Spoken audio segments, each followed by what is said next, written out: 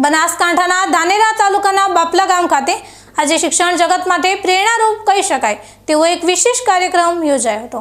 સામાન્ય રીતે સંસ્થાઓ જ્યારે સફળતાના શિખરે પહોંચે છે ત્યારે તેના સ્થાપકોને વિસરી જતી હોય છે, પરંતુ બાપલાની મહર્ષિ કણવ અભિનવ વિદ્યાલય એક નવો રાહ ચીંધ્યો છે। વર્ષ 1991માં જ્યારે આ વિસ્તારમાં શિક્ષણનો સુવિધાનો અભાવ હતો ત્યારે કેવળભાઈ જોશીના વિચાર અને પૂર્વ ધારાસભ્ય મફતલાલ પુરોહિત સહિતના અનેક દાનવીરોના સહયોગથી આ શૈક્ષણિક સંકુલનો પાયો નંખાયો હતો। ભાડાના મકાનમાં માત્ર 13 વિદ્યાર્થીઓથી શરૂ થયેલી આ શાળાના 34 વર્ષ પૂર્ણ થતાં શાળા પરિવારે તે પાયાના દાતાઓને માનભેર બોલાવી તેમનું ભવ્ય સન્માન કરીને કૃતજ્ઞતા વ્યક્ત કરી હતી। આ પ્રસંગે ઉપસ્થિત મહાનુભાવોએ સ્વીકાર્યું હતું કે જો વડીલોએ તે સમયે દીર્ઘદ્રષ્ટિ વાપરીને આ શૈક્ષણિક ધામની સ્થાપના ન કરી હોત તો આજે બાપલા અને આસપાસના ગામના સેંકડો યુવાનો ઊંચા હોદ્દા પર ન હોત।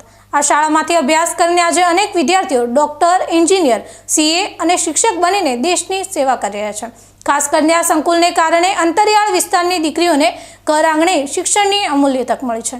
કાર્યક્રમમાં ગામના અગ્રણીઓ અને ભૂતપૂર્વ વિદ્યાર્થીઓએ જૂની યાદો તાજી કરી હતી અને જણાવ્યું હતું કે નિસ્વાર્થ ભાવે કરેલા સત્કાર્યનું ફળ આજે આખું ગામ મેળવી રહ્યું છે। બાપલા ગામનો આ કાર્યક્રમ માત્ર સન્માન સમારોહ ન રહેતા આવનારી પેઢી માટે પ્રેરણા સ્ત્રોત બની રહ્યો છે।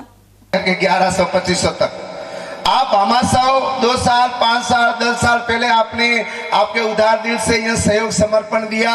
आपको कोई कष्ट हुआ तो दोनों हाथ से ताली बजाओ। कष्ट नहीं हुआ ना तो मेरे जैसा भी साइड में सोने के अगर उनको कष्ट नहीं हुआ है तो एक गौरव में गंगा में आज नहाने का मौका मिला है तो उस समय आप थे या हम नहीं थे, लेकिन आपका पुण्य बोल रहा था और आज हमें सबको सुनने को मिला है, देखने को मिला है, हमें साक्षी बनने का मौका मिला है। आपको बहुत बहुत बधाई। और इन्हीं जल प्रवाह से मुझे नहीं दोगे तो चलेगा, मंदिर नहीं बनाओगे तो चलेगा, लेकिन शिक्षा मंदिर में सहयोग करने का पुण्य अवश्य प्राप्त करना ये मेरा मुख्य उद्देश्य है। बोले भारत माता की।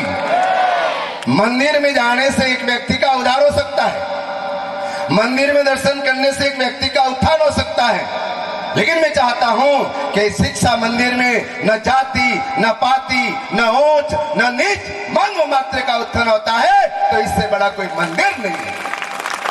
પૂર્વ ધારાસભ્ય મફતલાલ પુરોહિત, સરપંચ માનાભાઈ ચૌધરી અને અન્ય મહાનુભાવોની હાજરીમાં યોજાયેલા કાર્યક્રમે સાબિત કર્યું છે કે જે સમાજ પોતાના પૂર્વજો અને દાતાઓના ઉપકારને યાદ રાખે છે તે સમાજ સતત પ્રગતિ કરી શકે છે। હજારો વિદ્યાર્થીઓના જીવનમાં ઉજાસ પાથરનાર આ સંસ્થાને હજુ વધુ ઊંચાઈએ લઈ જવા માટે સંતો દ્વારા આપવામાં આવેલા દાનના આહવાને પણ લોકોમાં ભારે ઉત્સાહ જગાડ્યો છે।